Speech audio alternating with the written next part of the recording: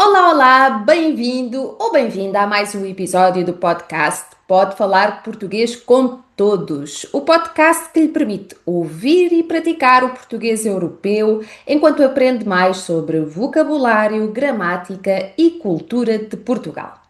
Neste episódio não estou sozinha, tenho uma convidada muito especial e a convidada deste episódio ajuda adultos a falarem português com confiança para que possam comunicar com os seus familiares. Provavelmente é uma das pessoas que encaixa nesta categoria. O seu nome é Fátima Almeida, mas se calhar vocês estão mais familiarizados com a sua página de Instagram Português Online. Pronunciei bem, Fátima. Perfeito, perfeito, porque esse H está ali precisamente pelo som que nós fazemos, os portugueses, do português online, então está perfeito. Perfeito. Então, podes apresentar-te um bocadinho e antes de mais, obrigada por teres aceitado o convite, não é? Não, obrigada eu por ter sido convidada. Acho que estamos aqui para comemorar um ano do podcast, não é? Então eu estou muito contente porque isto é um projeto que tem muito trabalho por trás, de certeza. Então, sem dúvida, é uma honra poder participar deste podcast. Então, como é que eu me apresento? Não saberia dizer-te. Eu diria que sou uma professora que gosta muito do seu trabalho, que me dedico a isso, como tu já comentaste antes, a ensinar português, principalmente a hispanofalantes. Antigamente já tive alunos de outras partes, já tive alunos, eu diria que de todos os continentes, mas agora estou focada principalmente nos hispanofalantes para tentar ajudá-los da melhor forma possível e especializar-me precisamente nessas diferenças entre o espanhol e o português. Fantástico. E como é que começou este teu percurso no ensino do português? Porque nós já tivemos uma convidada que não era portuguesa, mas no teu caso és portuguesa. Sim. Então, como é que decidiste ser professora de português? Mas então, eu já trabalhava na área da educação, eu trabalhava como professora de educação primária e eu sempre gostei muito de estar em contacto com pessoas de outras culturas. Sempre foi uma coisa que gosto de ouvir, de aprender, de conhecer os seus hábitos, as suas tradições, sempre.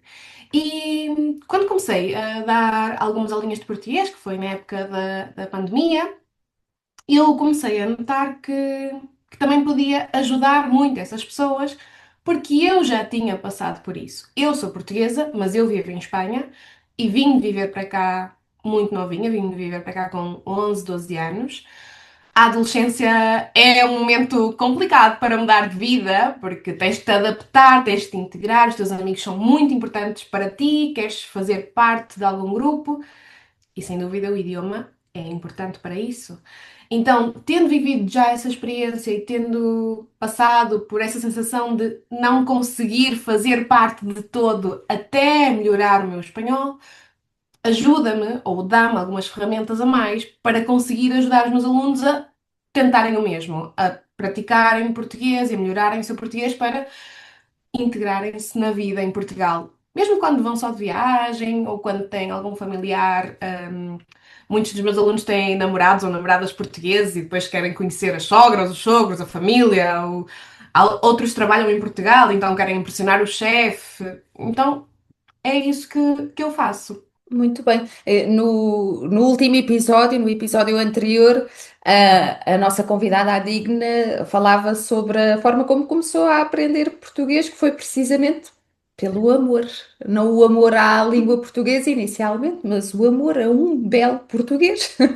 E, Claro. portanto, no teu caso, estás aqui a testemunhar, esta ajuda preciosa, és quase a fada madrinha de algumas relações. Gosto dessa definição. Acho que vou trocar no Instagram para pôr a fada madrinha das relações entre hispanofalantes e portugueses. Fica aqui a proposta e também podem deixar nos comentários outras propostas. Claro que sim. Nós agradecemos, porque ainda antes, em off, estávamos a dizer que às vezes somos as psicólogas dos nossos alunos, Uhum. porque Sim. não as fadas madrinhas também? É verdade, é verdade. Juntar uma coisa à outra acho que parece fácil. Acho que sim. Ou madrinhas de casamento, também pode ser.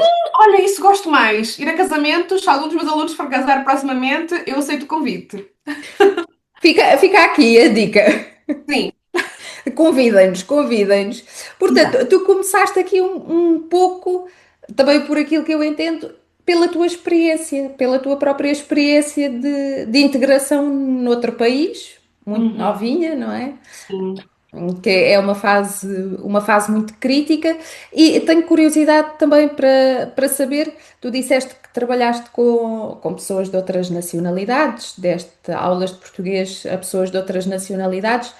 Na altura em Espanha, já online. Sempre trabalhei praticamente só online. Quando tive alguns alunos presenciais, então eram daqui da Espanha também. Então, eu acho que desde o início foi tudo online. Sim. Às Uhum. vezes era difícil, pôr-se de acordo com horários, principalmente naquela época em que muda a hora, uma semana aqui em Portugal, uma semana a seguir nos Estados Unidos, e depois estávamos lá à espera. Porquê que não vi esta aula? Ai, Fátima, que ainda não era a hora. Mas sempre deu certo, sempre deu certo. E depois encaminhaste daqui um pouco mais para os hispanofalantes, também por Uhum. estares mais dentro do contexto espanhol. Que desafios é que tu encontras junto deste público hispanofalante? Então, o português e o espanhol não são a mesma coisa? Pois olha, exatamente essa ia ser a minha resposta, que eu acho que a semelhança entre as duas línguas é o principal obstáculo, porque para muitos dos meus alunos e para muitos dos hispanofalantes que falam português, é muito fácil comunicar no início, mas depois acabam por aparecer erros que ficam ali incrustados durante muito tempo e que é muito difícil tirar, porque essa confiança de que, espanhol e português é a mesma coisa, fica ali dentro. E há palavras que não saem, há palavras que depois é muito complicado deixar de as usar. Entre essas, essa é uma das dificuldades, mas poderia dizer também que seria a pronúncia, não é? Há alguns sons que nós temos em português, o ão, o lhe, que para eles é muito complicado. Também é um bocadinho difícil para eles, o ritmo da nossa língua, porque o português, nós dizemos sempre que os espanhóis falam muito rápido, mas a verdade é que os portugueses também falamos muito rápido, a nossa língua é muito colapsada, dizemos palavras com muita rapidez, então isso faz com que seja difícil também aprender o idioma. Mas, sinceramente, se eu tivesse que escolher só uma dificuldade, eu acho que eu escolhia uma dificuldade que está mais no psicológico. Os espanhóis sempre foram definidos como pessoas que não falam bem outras línguas sempre tiveram esse peso na consciência de nós não somos bons com o inglês, nós não somos bons para as línguas, a nossa língua é muito simples porque não tem tantos sons. Então, isso que eles carregam, essa mochila é pesada e custa depois atreverem-se a soltarem-se, a tentar falar sem medo a. Mas eu não pronunciei mesmo bem, não está perfeito, então é melhor não dizer nada. Não, isso é tem que soltar, tem que dizer, é melhor feito do que perfeito e isso custa-lhes. Concordo. Também com os meus alunos hispanofalantes, e tenho muitos, noto que essa mochila de que tu Uhum. falavas é realmente muito, muito pesada e às vezes até acaba por pesar mais. Não sei se os teus alunos também te relatam essa experiência, que é a experiência, eu vou chamar-lhe da amabilidade tóxica dos portugueses. Gosto. Acho que já sabes de que é que eu estou a falar, porque qualquer pessoa chega a Portugal e falando espanhol, vai haver um português a arranhar o espanhol, a tentar dizer alguma coisa em espanhol ou no famoso portunhol. Ou chega alguém que fala inglês e os portugueses falam inglês. Às vezes até francês, os portugueses falam Sim, francês. ali. E para quem estuda português, e acredito que muitas pessoas que estão a ouvir este podcast estão a identificar-se com isto, esta amabilidade Eu acho que vem realmente de um lugar de amabilidade, de simpatia, de tentativa de agradar e servir bem, mas para quem está a aprender português e, sobretudo, para quem vem com essa mochila pesada do eu não sou bom a aprender línguas, eu não sei falar bem, eu não pronuncio corretamente, ninguém me está a entender, ah, isso destrói completamente qualquer confiança que se tenha construído. Não sei se também é o caso dos teus alunos. Com certeza, com certeza. Isso quando tu começaste a falar, eu já sabia a que é que tu ias fazer menção, porque sem dúvida os meus alunos todos reclamam do mesmo, todos reclamam de que quando vêm a Portugal, ai Fátima, fui a Portugal, queria tentar praticar o meu português, mas as pessoas mal só notam um bocadinho do meu sotaque espanhol, já começam, eu hablo um pouquito! E já não há maneira de tentar levar a conversa para o português. Hoje em dia, alguns deles já estão mais confiantes para dizer: calma, estou a aprender português, quero praticar português e tentam levar a conversa por esse caminho. Mas é verdade que sim, os portugueses temos sempre tendência, sem dúvida, eu acho que estou de acordo contigo em que é coisa de uma amabilidade, de querer ser prestável, querer ajudar a pessoa, fazer com que a pessoa se sinta confortável. Às vezes pode ser também da rapidez. Imagino que se estás num restaurante e tens 20 mesas para atender, vem-te um senhor que está ali a falar mais devagar e em vez de dizer quero um bife com batatas, é mais só dizer um filete. Ok, já está. Claro que é mais rápido, mas entendo, claro, que para os alunos é complicado e é o que tu dizias, a confiança deles toda para baixo. E a Portugal para treinar e agora não treinei. E o que é que tu sugeres para quem vive esse drama nas suas viagens a Portugal? Pois eu acho que temos que deixar de ir ver só as cidades grandes. Claro que nas cidades grandes é muito mais fácil encontrar pessoas que falem diferentes línguas, inglês, espanhol, francês, o que for. Começar a visitar as aldeias mais pequeninas, porque aquelas senhoras que estão na porta de casa das aldeias a ver quem passa, elas não sabem falar espanhol e vão com certeza falar contigo em português. E depois as técnicas que ensino aos meus alunos é sempre a mesma. Calma, eu estou a aprender português, eu quero praticar português. Se não te importas, por favor, gostaria de continuar a conversa em português e comunicar mesmo isso, o seu desejo, porque afinal somos humanos, entendemos-nos assim. E se disserem, se puserem em conhecimento da outra pessoa que querem praticar o português, eu acho que as outras pessoas vão, sendo os portugueses tão amáveis como somos, não vão ter nenhum problema em tentar ajudá-los. Olha, é muito interessante essa dica. Tu Uhum, estavas a falar dessa descentralização. Saiam uhum, das cidades grandes e vão visitar as aldeias e as vilas e as cidades mais pequeninas. E uhum, estava a lembrar-me de uma história de um aluno que ele não é espanhol, mas vive há bastante tempo em Espanha e é praticamente bilingue. uhum. Ah, e fala, e quando começou a falar português, naturalmente tinha muitas influências do espanhol, inclusivamente na pronúncia. E é um aluno, não querendo dar demasiadas informações para não o identificar, Ele vai se conhecer, ele vai saber ele sabe sou quem eu. é, se ele assistir, ele vai saber quem é e se quiser pode comentar o episódio. Mas ele viaja muitas vezes, duas, três vezes por ano para Portugal, especialmente na época do verão.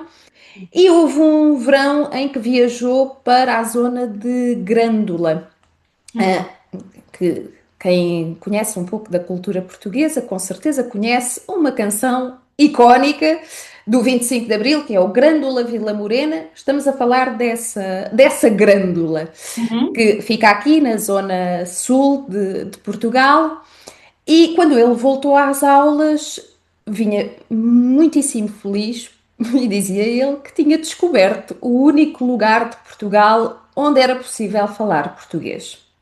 Olha E só. era especificamente uma frutaria.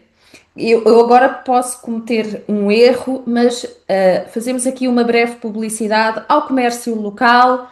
Se forem a Grândola, procurem a frutaria da Olga ou da Alda. Já não me lembro qual era exatamente o nome da Era uma senhora, frutaria. mas era a frutaria da e o nome de uma senhora. Procurem. Grândola também não é muito grande. E Exatamente. lá é possível falar português. E eu achei aquilo fantástico. E depois ele foi num verão seguinte, penso eu, à zona do Algarve, também assim para uma localidade pequena, e descobriu também um talho, agora não sei qual é o nome do talho, acho que ele não partilhou, mas um talho onde também toda a gente falava português. Por isso, vão ao comércio local, vão às cidades pequenas. Portugal tem muitos pequenos tesouros e Sem aí dúvida. vão falar português. Sem dúvida, estou de acordo. É mesmo essas lojinhas pequenas onde sempre há alguém que tem a simpatia de querer falar e querer meter conversa, vai ajudar muito. Fantástico, é isso mesmo. E da tua experiência com os hispanofalantes, já falámos aqui dos dramas da aprendizagem, Uhum. mas as nossas línguas são realmente irmãs, irmãs muito próximas e espero eu que com uma boa relação. Sim, Parece-me que tem melhorado até a relação entre o português e o espanhol. E apesar de serem línguas muito parecidas, como disseste, elas não são iguais. Há coisas que são diferentes e às vezes há expressões, há palavras que até são iguais ou muito parecidas, mas que não querem dizer exatamente a mesma coisa. E há outras expressões que eu acredito que sejam muito engraçadas para os hispanofalantes. Consegues lembrar-te assim de algumas expressões que, de uma forma geral, os teus alunos acham extremamente engraçadas em português? claro que sim, claro que sim. Então, há um clássico que é o da embaraçada, não é? Estou embaraçada não significa para nada a mesma coisa. Em espanhol, estar grávida. Em português, só estar um bocadinho envergonhada. Há outra também que eu gosto muito. Todas estas foram surgindo em aulas, porque eu, na minha cabeça, tenho o português e o espanhol guardados em gavetas diferentes completamente. E às vezes não faço a conexão entre os falsos amigos. Eu só penso, esta palavra é espanhola, esta palavra é portuguesa, mas não reparo nisso. E depois os meus alunos chamam a atenção para essas palavras. E um dia um aluno comentou que alguém lhe tinha dito em Portugal que ele era um rapaz muito porreiro. E em português isto não tem nenhum mal, não é? Mas em espanhol é alguém que fuma marihuana. Então, então ele aí achou como. E eu? Não, ficou desorientado. E uma outra situação, também com outro aluno, esta é a minha preferida, sem dúvida. Ele foi conhecer a família da cunhada, ou seja, o irmão tinha uma namorada portuguesa.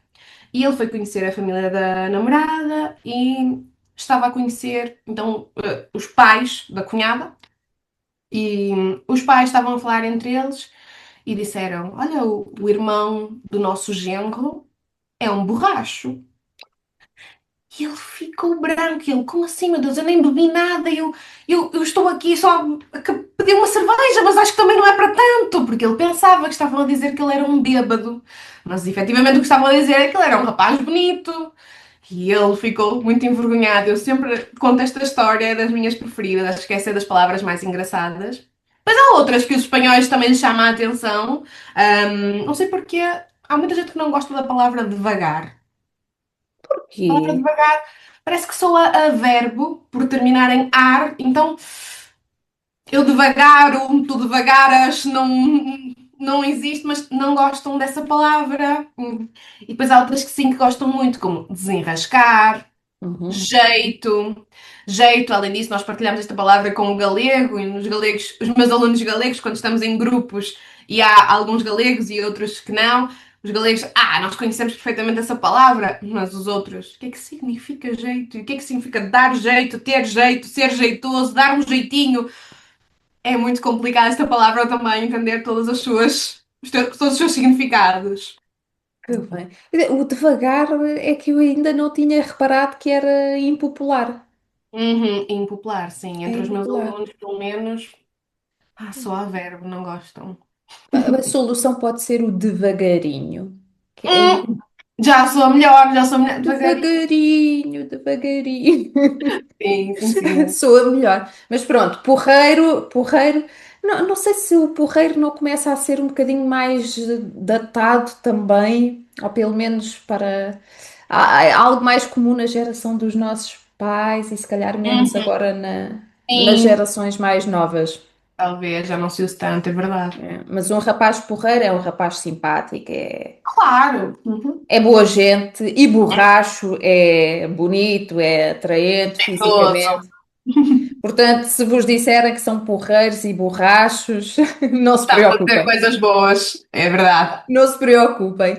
E olha, estamos aqui a chegar já ao final. Já falámos aqui um pouco dos desafios para os hispanofalantes e também já fomos dando alguns conselhos à medida que avançámos, mas gostarias de deixar aqui mais algum conselho, especificamente para os hispanofalantes ou para quem está a aprender português em geral?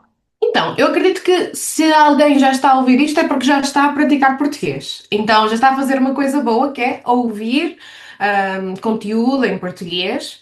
E seria muito fácil também adicionar aqui, vejam mais filmes, vejam mais séries, exponham-se mais a português, que sem dúvida vai ajudar muito.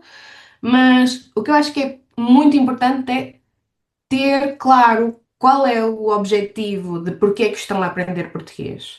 Porque o que eu noto é que quem começa a aprender como, tenho aqui umas horas livres no meu dia, vou começar a aprender mais uma língua, parece que não alcança o ritmo tão rápido, não avança. E quando temos um foco, antes tu mencionavas a convidada anterior que tinha aprendido pelo amor, como muitos dos meus alunos que aprendem pela sua paixão, e às vezes a paixão nem sequer é um namorado ou uma namorada, às vezes a paixão é paixão pela cultura portuguesa. Tenho, por exemplo, certeza que vai estar a ouvir o podcast, tenho um aluno que está completamente apaixonado por Lisboa e que ele fez-lhe aprender muito e muito rápido, porque o sonho dele é poder viver em Lisboa, então impulsou muito a sua aprendizagem. E eu acho que o mais importante é isso, ter um objetivo claro, saber porque é que estás a aprender, e quando tens um objetivo tão bonito como amor, pelo que for, pela cidade, pelo país, pela cultura, por uma pessoa, isso vai fazer com que aprendas muito mais rápido, sem dúvida. E claro, perder o medo ao, ao pronúncia, a alcançar o perfeccionismo. Ninguém vai falar perfeito. O nosso sotaque vai continuar aí. É muito difícil perder o sotaque. E mais ainda um sotaque espanhol tão bonito, é muito difícil perdê-lo. O importante é comunicar. O importante é ser capaz de chegar a Portugal e dizer o que queres, o que sentes, participar nas conversas, sentir-te integrado. Então, perder essa vontade de chegar ao perfeccionismo. É isso. Era, como dizias há pouco, feito é melhor do que perfeito. Portanto, Sim. ficamos assim com esta síntese do Sim. conselho. E por acaso não sei se às vezes te fazem esta pergunta. Alguns alunos fazem-me esta pergunta, mas até são mais os portugueses que quando sabem o que é que eu faço, me perguntam realmente com uma curiosidade e um espanto. E atenção que o espanto também é um falso amigo Também é. entre o português e o espanhol, com surpresa. Fazem muitas vezes a pergunta, mas que tipo de alunos é que tu tens? Porquê é que as pessoas aprendem português? Perguntam-te isso às vezes. Perguntam, sim, perguntam. E sinceramente eu acho às vezes até um bocadinho ofensiva a pergunta, porque estamos a pensar que são exatamente a mesma língua. E não são, têm diferenças. E isto aconteceu também há pouco tempo. Estive então na Galiza e notei que era incrível poder falar com os galegos, eu falando em português completamente, eles falando em galego. Nós não tínhamos que fazer nenhuma adaptação, entendíamos-nos completamente. Mas é preciso ter o respeito de entender que são línguas completamente diferentes e eu, por minha parte, quero que continue a ser assim. Ou seja, não quero que cheguemos a um ponto em que as duas línguas sejam iguais. Não se trata disso. O objetivo é continuar a manter as nossas diferenças, até porque a língua marca muito a nossa cultura. Então, o objetivo é continuar a manter as diferenças, mas conhecermos essas diferenças e aproximar-nos a elas. Então, claro que há muitos objetivos diferentes para aprender português, cada aluno tem o seu.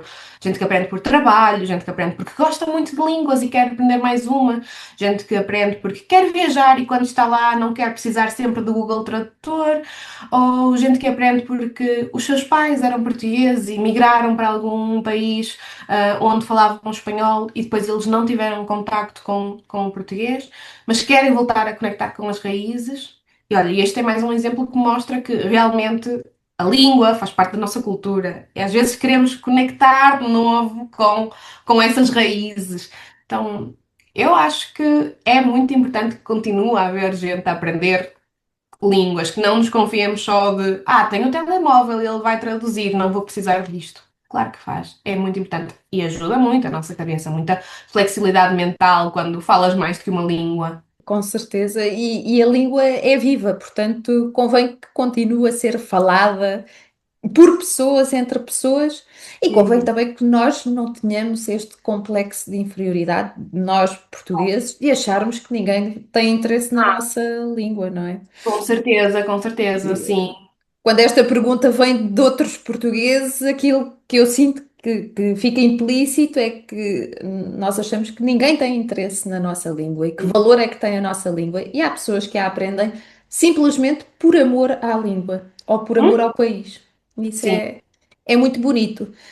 Estamos a chegar ao fim, Fátima, Hum. mas eu não te vou deixar ir embora. Não vais Vai. ficar aqui para Vou ficar sempre. aqui, vou ficar aqui. Na gravação, isto vai ser um podcast interminável. Mas não te vou deixar ir embora, exceto se partilhares connosco qual é a tua palavra preferida em português. Eu até fiz uma investigação para isto.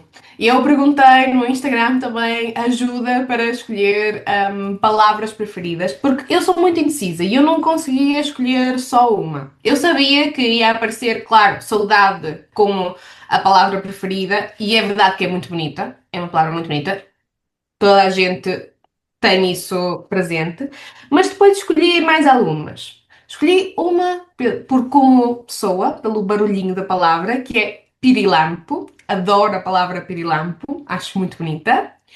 E depois escolhi uma pelo significado que foi lembrança, que também foi uma que se repetiu muito na caixinha dos comentários dos meus seguidores. Lembrança realmente é muito bonita e também acho que tem muito peso da cultura portuguesa aí, porque os portugueses somos muito nostálgicos, muito melancólicos, adoramos levar uma lembrancinha de todos os lugares para a nossa casa, deixar uma lembrança para alguém quando o visitamos e estamos sempre a pensar no passado.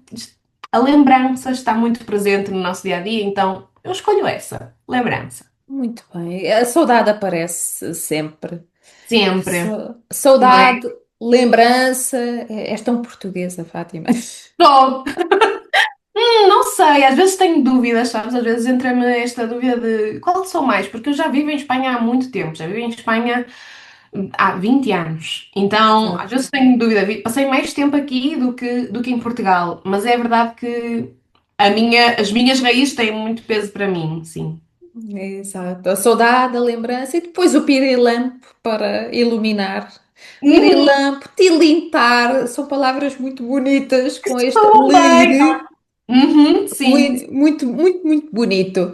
Então, antes de fecharmos, como é que te podem encontrar para verem os teus maravilhosos vídeos? A Fátima publica imensos vídeos muito úteis. Diz-nos lá onde é que te encontramos, como é que podemos chegar a ti. É muito fácil, tanto no Instagram como no TikTok, eu apareço como português com um H no final online e eu acho que vais poder também mencionar alguma coisa no podcast, alguma coisa, então vai ser fácil encontrar, mas o importante é seguir muita gente que fala em português, não só a mim. O importante é estar exposto a diferentes sotaques também, porque, por exemplo, a Inês não tem o mesmo sotaque que eu. Isso faz muito bem ao nosso ouvido treinarmos em diferentes sotaques. Então, sigam todas as professoras que passaram por aqui, os professores que passaram por aqui e foram convidados, porque isso é o que vai ajudar a melhorar essa compreensão. Temos aqui um episódio norte-sul, Sim, o sim. que é ótimo para verem os contrastes. Há alguns dos, porque há muitos sotaques Alguns diferentes. dos contrastes, até porque nós também agora estamos em versão professoras e em versão professoras tentamos neutralizar um bocadinho o sotaque. Se isto fosse gravado em casa, não era assim. Era mais forte o sotaque. Eu acho que o meu também, o meu iria puxar um pouco mais para o Alentejo. Uhum, sim. Que eu já vivo aqui numa zona de transição entre a Península de Setúbal e o Alentejo, portanto, em casa, com a minha Uhum. mãe, eu digo sempre, o português que eu falo com a minha mãe é o meu português real. É mesmo, é mesmo. O que falamos em família é o português de verdade. E os alunos É, não estão preparados para conhecer essa versão. não, não, não, não. Às vezes temos de controlar, depois de muito tempo com a família, temos de voltar a este A português mais neutralidade. neutro. Sim. Muito bem, Fátima, muito obrigada mais uma vez. Eu vou deixar aqui na descrição os links para acederem ao Instagram e ao TikTok da Fátima para acompanharem o trabalho dela. Chegamos ao fim de mais um episódio. Se gostaram do episódio, se gostaram desta conversa, se gostaram do contributo que a Fátima nos veio dar, deixem o vosso gosto, subscrevam o canal, ativem as notificações para estarem a par do que vai acontecendo. E resta-nos, desta vez duas, resta-nos despedirmos-nos e dizermos até breve. Até breve. Muito obrigada pelo convite. Tchau.